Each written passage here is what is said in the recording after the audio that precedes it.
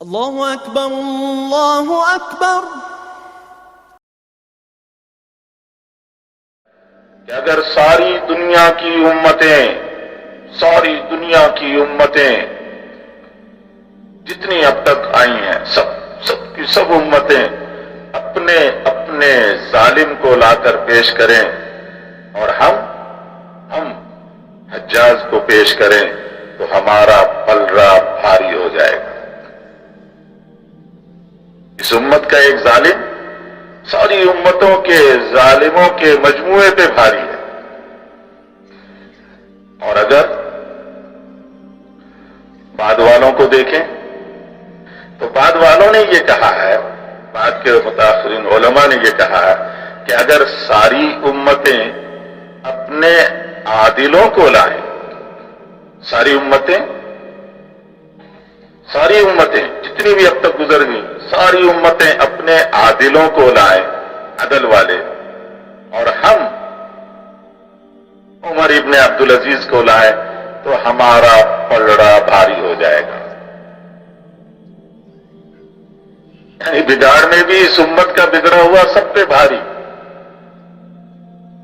اور عدل میں بھی اس امت کا عدل والا سب پہ بھاری۔ حجاج کا کام یہ ہے کہ اصلاح ہو جائے۔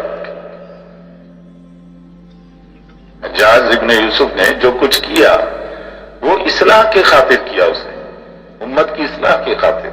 فرما رہے ہیں حضرت کہ حجاج کا کام یہ ہے کہ اصلاح ہو جائے، اس کے باوجود اس کام کے کرنے والے کا شمار ساری امتوں میں سب سے بڑے ظالموں میں سے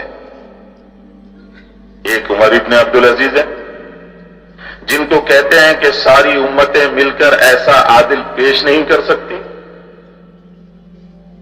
حجاج کے سامنے یہ بات تھی کہ اختلاف و انتشار کو ختم کیا جائے۔ حجاج کہتا تھا اختلاف مت کرو، انتشار مت کرو، اس کو ختم کیا جائے۔ وہ صاف صاف کہتا اگر میں تم کو یوں کہوں کہ اس دروازے میں سے نکلو اور تم اس والے دروازے سے نکل گئے، اس دروازے سے نکلنے کے لیے کہا، اس سے نہیں نکلا، اس کے ساتھ والے دروازے سے نکل گیا، تو میرے نزدیک تمہارا خون بہانا جائز ہے۔ مانتے کیوں نہیں؟ اس نے اس قانون یہ بنایا ہوا تھا، جو نہ مانے اس کا سر پھوڑ دو بس۔ آج ہم دیکھیں حضرت کے ایک ایک جملے کو ہم اپنے اوپر دیکھتے چلے جائیں، ہم کیا کر رہے ہیں۔ حجاج کیا کہتا ہے؟ جو نہ مانے اس کا خون بہانا میرے نزدیک جائز ہے۔ مانتے کیوں نہیں؟ ہم بھی یہی کہتے ہیں جو نہیں مانتا ہمارا۔ اس کے باوجود کہ جہاد کا شعبہ ان کے زمانے میں قائم تھا،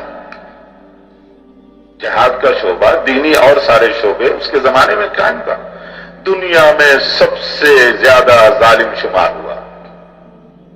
امت کی اصلاح چاہتا تھا، اطاعت چاہتا تھا، جہاد کا شعبہ اور باقی دینی شعبے بھی قائم، لیکن سب سے بڑا ظالم شمار ہوا۔ حضرت عمر ابن عبدالعزیز رحمۃ اللہ علیہ نے تمام ممالک عربیہ اور اس سے بھی آگے بڑھ کر کام کیا، تمام ممالک عربیہ اور اس سے بھی آگے بڑھ کر کام کیا، ایسی اصلاح کی کہ ان کو خلفائے راشدین میں شمار کیا جانے لگا۔ یوں کہتے ہیں کہ اس زمانے میں حضرت عمر ابن عبدالعزیز اول نمبر کے آدمی ہیں۔ دونوں نے امت کے اصلاح کی فکر کی۔ حجاج ابن یوسف نے بھی جو کچھ کیا امت کے اصلاح کے لیے، عمر ابن عبدالعزیز رحمۃ اللہ علیہ نے بھی جو کچھ کیا امت کے اصلاح کے لیے، لیکن دونوں کی اصلاح کے انداز میں فرق۔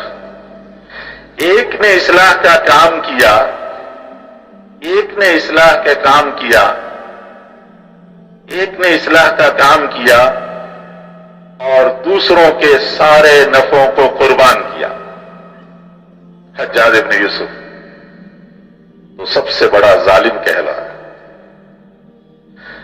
دوسرے نے اصلاح کا کام کیا، دوسرے نے اصلاح کا کام کیا اور اپنے سارے نفعوں کو قربان کیا۔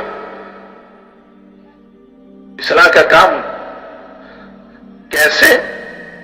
اپنے سارے نفعوں کو قربان کیا تو سب سے بڑا عادل کہلایا۔